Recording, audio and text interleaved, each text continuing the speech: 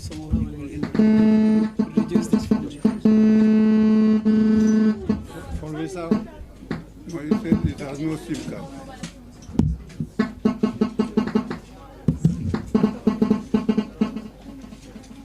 Serna tayit weer bu dee nit taxaw la tàllal la loxo dama ne askan bi jox leen ma seen noppa ndaxte Kairó Properties ñoom ñoo ñëw nag génne fi loolu bam set wecc ne léegi luwaas kenn du ko fayati ndaxte ñu ngi leen amal bërëbu dëkkeekaay yu yàñña dëkkeekaay yi nga xamante ne nii ñu ngi ko jaayee foofu sa Lamin Kerewan bërëbu dëkkeekaay yi nag li nga xam ne moom mooy ndox ak courant mu fa lépp loo soxla sa wàllu dëkkeekaay Kairó Investment Limited mu ngi la ko fa amal Kairó Investment Limited nag seen bërëbu dëkkeekaay yi ñu ngi ko jaayee si cash price muy jar si $200,000 $250,000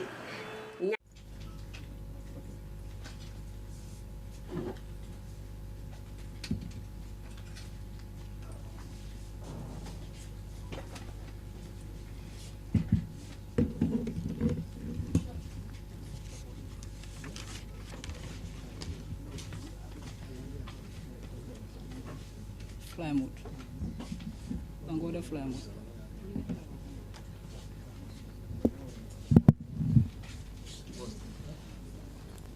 All right. Good morning once again, and thank you very much for the patience that you have done to wait. And we will start with individual prayers, and then we officially open the press conference. Can we start with our various individual prayers?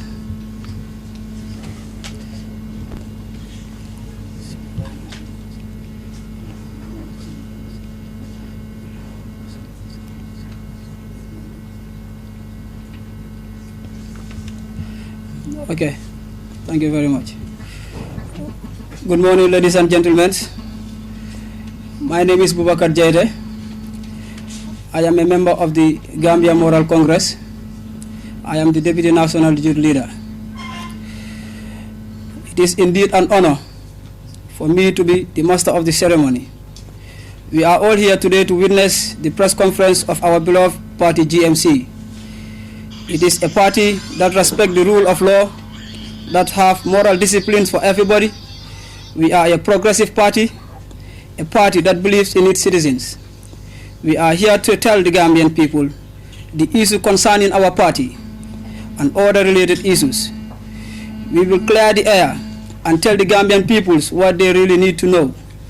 On that note, I now have the singular honor to welcome our great leader, who have sacrificed all his time and resources in the struggle to salvage our beloved country, the Gambia. A man of passion, intelligence, and faith. And that is no other person than the Right Honorable Mai Ahmed Fati. You are welcome, sir.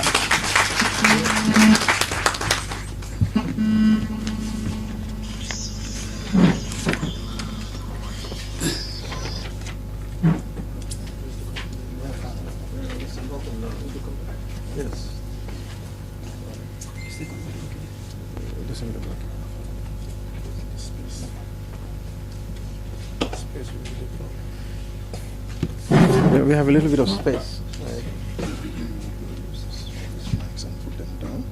Well, then why don't you bring them to where I'm sitting? There is a wireless mic, you can sit there. You put the laptop on the table. Yes, we take all the mics on the table. Yes. You can sit there. Yes, okay. We can also print the speech. Is it possible? Yeah, I can. Yes, it's called resignation speech. You'll find it, yes. Can I go?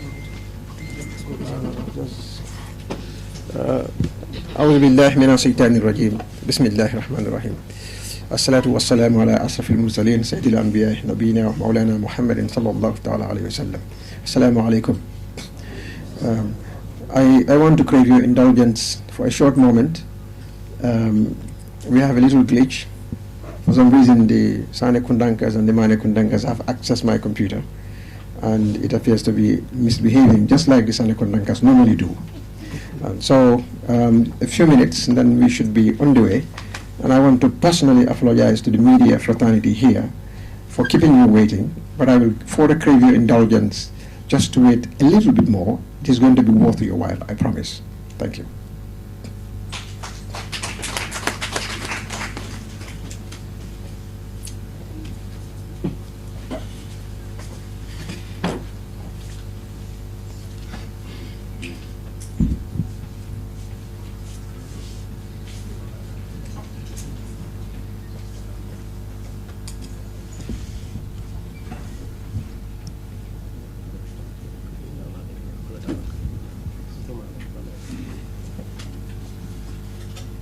Reconciliation and Reparation Commission, which is the TRRC, have been going on for months, having witnesses coming through to testifying in front of the commission. Yesterday, the former vice president, which is Madam Aissatou Njie Saidi, came before the TRRC and testified. And today we are going out on the streets and talk to the Gambian people on how they see the testimony of the former vice president, which is Aissatou Njie Saidi, about some of the things that the commission questioned her. During the testimony, if you have watched the testimony or if you haven't, most of the questions that the commission asked the former vice president, she denied most of the questions. She ignored them by saying, I didn't know, I'm not aware, or I have forgot some of these questions. So now we'll go out to the general public and ask about their opinion on how they see the testimony of Madam Aissatou Njie Saidi. With me, Ibrahim Jambang, and behind the camera is Aissatou Jallow. Follow us and we'll bring you more of these. Thank you so much. ñu ngi nii nag si mbedd bi di génn waxtaana askan bi ndax den dee seetaan TRRC ak dimba mbax gaay seetaan nañ TRRC bi lu dem si former vice president bi Aissatou Njie Saidi ak naka la gaay gisee testimony bu mu def because testimony bu mu joxe dafa rimbe réew mi ku nekk di wax ñëw na nag lu ko laajte most of the question dafa wax ne I cannot remember maanaam mënut a fàttaliku lu dem si noonu am na ñu wax ne because doomam bokkut si am na ñu wax ne xëy na dafa màgget moo tax mënut si fàttaliku waaye duñ def dara dañoo àndaa yéen de waxtaana askan bi gis seen xalaat ak seen gis-gis lu dem si testimony bi Aissatou Jallow Gambian Talents TV may jaay jëfal suma caméraman bi nag Mr Jambam moom bay force in foog nga jaay jëfal ko balaa muy def liggéey bi aɗigol almed medaka moy medakala moy medaka jibe telero min keta TRRC ti mi alon ko nata jang ay kari jama ke jang kabri nga kumasta mo jama nata nan TRRC ka diamu ka testimony ke ka kumo foye ke nyinin ka kumo le mi alon ko wala tambita nu min keta former government time out ye nyinin ka question wala min tamira ji kunu de nga mosre min keta na former president former vice president min keta Aissatou Njie Saidi da nata TRRC ya nyinin ka ro le min alon ka siara bi de ma findila banda nim badi ngole kacha min alon ko ye TRRC jibe wala min alon ko ala moy wala hani mala moy wala ma jibe bari ya moy la léegi lu jóge ci wàllu kaaraange gi dem fa dama yaakaar ne ci kuñ dénk wàllu kaaraange gi kooku moo war a mën a xam ci loolu dara ci li ma foog man suma xalaatu bopp laa woo ma li am suma xalaatu bopp laa jàpp naa ne ki joxe ndigg ki nekk ne moom lay wax ne moo yore wàllu kaaraange kooku su yëg di am da yaakaar naa li ku ñu rey war nañ koo yëg kuñ tocc ne war na koo yëg yaa ngi dégg kuñ rey war na koo yëg kuñ tocc ne war na koo yëg waaye ki nga xam ne nag moom baay président la baay président bi moom su ne yëguma ko moom mun na koo yëg moom mun na ko def waaye ore bi mën naa ñàkk a jógee ci moom te it wax dëgg yàlla man daal li ma dégg a déema mu wax bokkuma si ñu ko ñaawlu nañ na nag andi fottin dina wax dinañ ko waat mu ñëw gars yi nag first one bi da ngaa ñëw wax li seconde bi nga ñëw wax la le ci lu rombaale li ma gis man gisuma ci man benn problème boo xam ne ni moom war na ko see mën a am waxoon na tamit mu ne liggéey ak former président bi Jammeh si government bi dafa métti torop wante ñeneen tamit dañoo wan lu tal bu mu nekkoon di liggéey ak ko su fekkee ne liggéey bi dafa métti lu tax moom bàyyiwut waaw xam nga doom nit li olof di wax kenn ku ne moo xam matti lalam te ku ne xam ne Yaya Jammeh ne Yaya Jammeh dictateur la woon kenn ku ne xam ne Yaya Jammeh liggéeyam te xam nga ay mbiram loolu ñun Gambien si suñ ci waxee loolu di ci waxee dañuy wax lu ñu neex rek waaye Yaya Jammeh ku ne xam na ne neew nag moom du heure boo bëggee bàyyi du heure boo saa boo bëggee bàyyi ñun moom dañ ci ne di wax rek bëgg a yëngal naan lu tax waratoon a bàyyi lu tax waratoon a def nii li taxoon mu toog sa mënuñ ko fee génnee loolu moo tax maire bi toog sa bañ mënu dafay jógee ñun ndax yàgg nañu dégg ñu ne Yaya Jammeh yàgg nañ ko yónni ci élection waaye du nangam ak nangam soo yéen yàgg nañu dégg loolu soo lu tax bi ñu xamee loolu di jóguñ dal ci kawam te pour mu génn mënuñ ko woon démonstration bu amoon fii 2000 April démonstration buñ ko doon laajte woon boobu yëgal nga ko. démonstration bi fi la ma fekk Babacar Diatta keroog bi ko booy si di saraawoon fii maa ngi taxaw.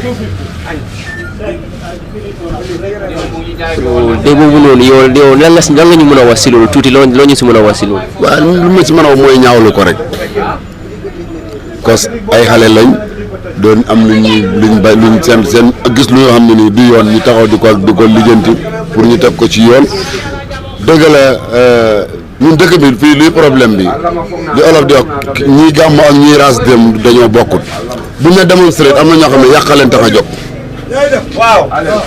ndax keroog bi xale yi di génn am na ñoo xam ne ñu ngi ci bitig jàmbur di dajji waaye xam nga bu waa lu ñuy wax citoyen yi la ñuy wax xale yi school yi la ñuy wax waaye fekk du xale yi school yi xale yi ñoom lañ leen naqari lañ doon def waaye nag pustul kenn du ko jël teg ko si doomu aadama ndax keroog ku ne gis la lu xew ay nit di daanu ci mbedd ngay xool doo ko mën a rafetlu. la mooy nekk sa mujjanteelu kaddu bi ak ñun ay suñu lay seetaan. sama mujjanteelu kaddu daal mooy Gambiens ñun Gambiens nañ gëm suñu bopp. donc nit gëm sa bopp dafa baax te ji nga réew nii politique waxi xëy na ci radio yi wax politique bi nii politique bi nale politiciens yi ñoom ñëpp a yem Yaya Jammeh woo Adama Barrow woo ñëpp a yem ñu bëgg a ñëw sa ñëwaguñ sax ñoom ñëpp a yem. dama la sant maa waxee bu baax nañ wax nit ñi ban programme lañ war a defal réew mi waaye ne ci radio bi di xas Yaya Dabo di xas Adama Barrow gars yi Adama Barrow di xas Yaya Dabo waa APRC di xas kële waa Mama Kandé nefale waaye kii de loolu defarul réew dëkk bi yoon dëkk baa ngi nii yam géej ko ñun ay taxi daay fa lañ boo gisee moto yi ne réew mi taxaw ci dëkk bi amuñu yoon yi ñu ngi ko war a defar àll baa ngi nii baykat yaa ngi bay seen ñu ngi ci àll bi depuis ñaata weer ñu ngi ci àll bi di bay nañ bëri bëgg a dee gisuñ kenn ku dem ci àll bi dégguloo waa àll bi jàmbat kuréng dégguloo ñu jàmbat ndox dégguloo ñu jàmbat lenn waaye lu ñuy àll bi lu ñuy jàmbat mooy ku ñu dimbale ci suñ mbay mi nañu dimbale ci engrais nañu waay ji dimbale ci jiw nañu dimbale jëndal ñu suñ price gerte gi price bu baax waaye àll bi léegi nit ñaa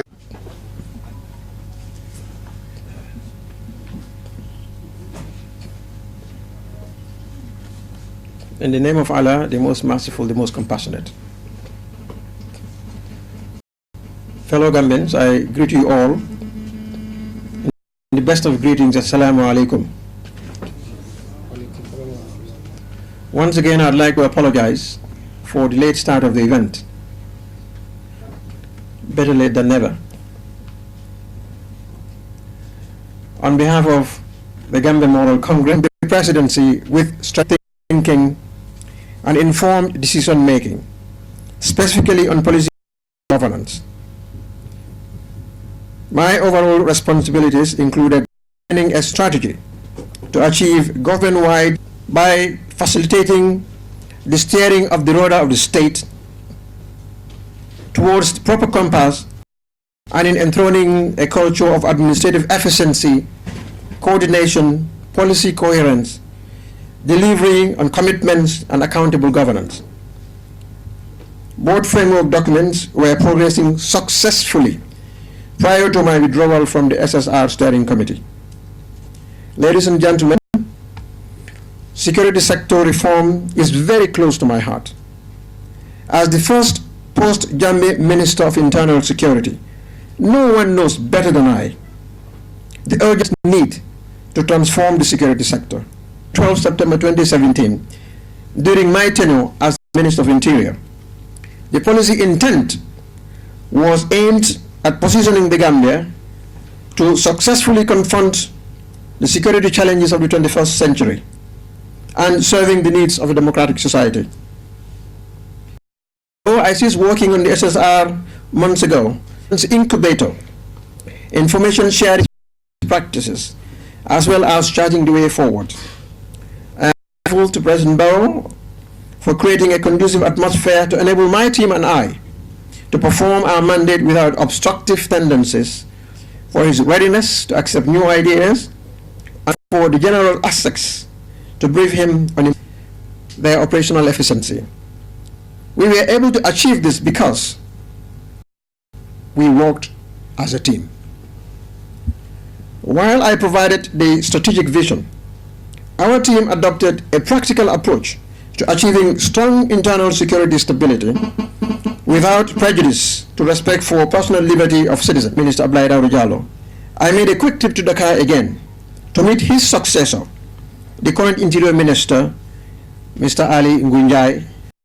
One, to build trust, and two, to secure new assurances on our existing bilateral agreements. 2017, the immediate aftermath of the historic political change, was a very difficult year. And with the team we had, we achieved tangible results. I am convinced that the actions we took at the time to restore and to maintain integrity were necessary. I want to also use this opportunity to express regret if actions of law enforcement agencies under my ministerial supervision at the time to each other. Not even a simple walkie-talkie can the police use to communicate to other police in other stations. And with all these deficiencies, every day they are on the beat. We ought to be grateful to them, and where they fell short in their operational activities, it is largely because we have not provided them with the tools. They were quickly pacified, but Fonyi presented a persistent challenge. With the approval of the President, I ordered the deployment of additional intelligence assets to the area with a view to the threat. I also ordered a temporary deployment of armed police. This very fact was unknown to me at the time. When it was brought to my attention by the Honorable Fabakary Tombong Jatta and verified by my operatives, I immediately ordered for their release from detention, or in my speech on the fateful night.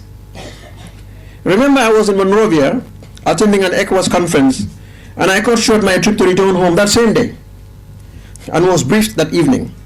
The information I shared with the nation on television about the crisis when I was appointed, that the day I do not feel challenged, I will leave. I no longer feel challenged, and also I do not feel being useful as special advisor to the President anymore. And so there is no need to continue. And it was my party itself that resisted the government. I carried them along with me. And I promised them we will do our best to change the trajectory. If we cannot, we would have tried our best. We've been through a